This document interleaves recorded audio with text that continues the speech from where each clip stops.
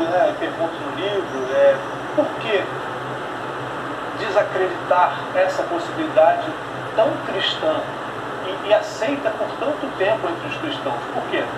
Esse livro, Apocalipse de Pedro, foi considerado canônico por muitos anos. Ele esteve nas liturgias dos primeiros cristãos por mais de um século, talvez 3 séculos tenham se usado esse texto nas liturgias.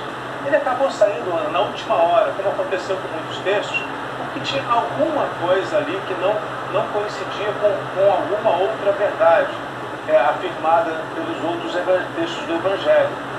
Então, é uma hipótese muito cristã a ideia de que Jesus teria vindo em espírito. E a outra, né, que a gente conhece, é a ressurreição em carne e osso, afirmada nos Evangelhos. Mas é importante dizer, Ana, eu sempre digo isso, os Evangelhos também mostram momentos em que Jesus apareceu aos discípulos em espírito, tanto que os discípulos em Emaús não têm certeza de que é Jesus e até jantam com ele sem saber. Maria Madalena conversa com ele sem saber também, até que é informada pelo próprio Jesus de que é ele.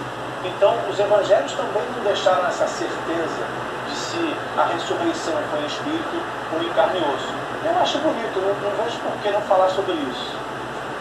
Agora, mesmo sabendo Jesus, né, da história, sabendo de tudo isso, quando foi no momento dele ir para ser crucificado, e quando ele sabia que estava prestes a ser crucificado, ele fala com Deus, né, seu pai, né, e pergunta a ele por que, né, por que estaria acontecendo aquilo com ele. Quer dizer, como é que você enxerga isso depois de tudo que você pesquisou, né, essa quase um pedido, né, para que o pai dele tivesse clemência dele naquele momento do sofrimento, ele sabia que iria passar. É uma forma de compreender esse momento, Ana. É um momento difícil, né, de difícil compreensão e objeto de muito estudo.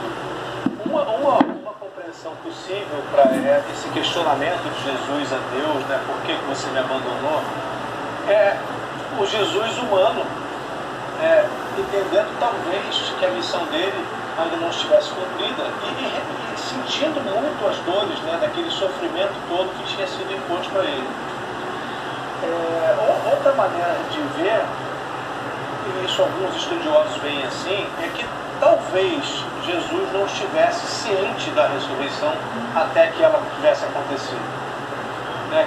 Que seja posterior à colocação dentro dos Evangelhos, né, dessa visão de que Jesus sabia que ressuscitaria.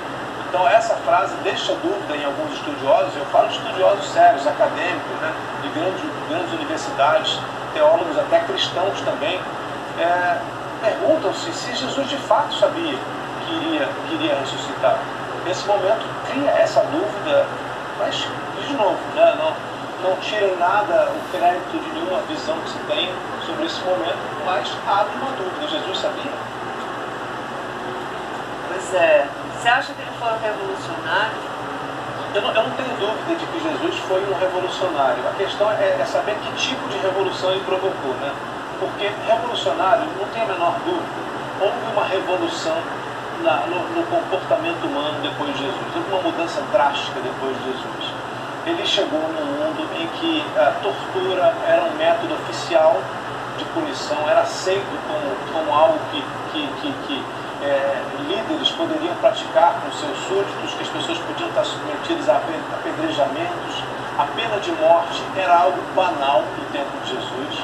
Apedrejamento a qualquer momento, enforcamentos, crucificação, todo tipo de morte brutal, né, para não falar de outras ainda piores aqui, acontecia naquele momento em que a vida humana não era vista com o cuidado que a gente tem hoje, com o valor que a gente tem hoje, né? E Jesus chegou nesse mundo cruel e corrupto e teve primeiro a ousadia de enfrentar os poderosos, mas depois pensou de uma forma diferente aquilo que se fazia. Disse, eu não preciso odiar aquilo que é diferente de mim. Eu acho que essa é uma das mensagens principais de Jesus, né? Jesus se encontra o cobrador de impostos, Zaqueu, está no alto da figueira e diz: Zaqueu, desce daí, vem cá, vou jantar na sua casa hoje. É humano demais isso, né? É muito bonito você chegar para aquele que você talvez devesse odiar e dizer: não, eu quero ir na sua casa, eu quero estar próximo de você, eu não te vejo com ódio, eu não preciso odiar você, a gente pode se entender. E mais do que isso, né? Jesus, sendo mestre, queria apresentar a Zaqueu uma outra visão do mundo, né? Ele sabia que ele, convertendo, não a nenhuma religião, mas convertendo ao amor aquele homem tão mal visto pela sociedade da época, ele estaria espalhando essa mensagem de amor. O mesmo acontece com a samaritana. Perto do poço, Jesus encontra uma samaritana. Para quem não sabe, né, é importante dizer, uma samaritana era uma pessoa vista como estrangeira, de outra etnia, uma pessoa que não era judia, mal visto, né, um pelo outro. O samaritano não gostava do judeu, do hebreu, que não gostava do samaritano. E Jesus acolhe a samaritana. Então, é uma mensagem que naquela época era revolucionária, e eu diria mais, né? Por que Jesus é tão poderoso? Por que a mensagem de Jesus é tão forte e chega até nós? Por que nós estamos aqui em 25 de dezembro de 2020 falando sobre Jesus? Porque a mensagem deles mudou o mundo e continua sendo poderosa, tão poderosa que ainda é capaz de mudar o mundo. A gente vive, né? Muito atual, né, Rodrigo?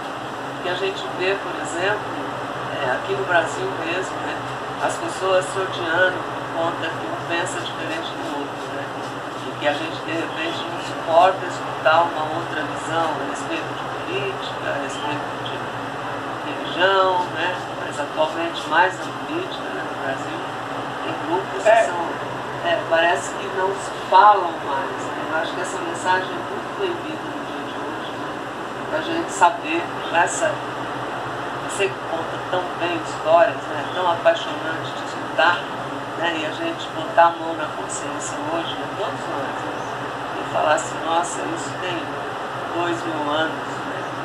E é tão presente hoje na vida de todos. Ana, eu convidaria, Ana, todos os cristãos que estão hoje levantando bandeiras, que estão hoje se dizendo senhores da razão, da verdade, que lembrassem do exemplo da samaritana. Como é que Jesus olhou para uma mulher que tinha já no seu histórico 5 maridos, nada mais mal visto do que isso, mesmo que fosse permitido um recasamento depois da viuvez, não era bem visto, né? Então, eu proponho aos cristãos que hoje estão aí brigando e levantando bandeiras em nome do cristianismo, que pensem no exemplo da samaritana. Jesus Cristo jamais confrontaria aquele que pensa de maneira diferente dele. Claro, ele defendeu as opiniões dele quando ele foi ameaçado, mas ele jamais negou a diferença, negou o diferente. Ele acolheu o diferente, que é algo mais forte, né, do que a acolhida de Jesus às mulheres, o exemplo que ele deu ao acolher Madalena e as outras mulheres no grupo, e ter Madalena como importantíssima dentro do grupo de seguidores dele. Isso não era comum, né? A gente sabe que uma mulher naquela época, primeiro, o testemunho dela não valia, tá? Se tivesse um crime, o testemunho da mulher no tribunal não tinha valor nenhum. Isso aconteceu, inclusive, até recentemente, né? 200 anos atrás ainda era assim no Brasil e na França e em várias partes do mundo. Agora, você já escreveu 10 livros, né? 7 deles são de cunho religioso, né? Histórias românticas, bonitas. Li-os todos. Você se olha hoje, né, como escritor, e você se entende, né? Porque será que foi só a sua passagem, a sua vida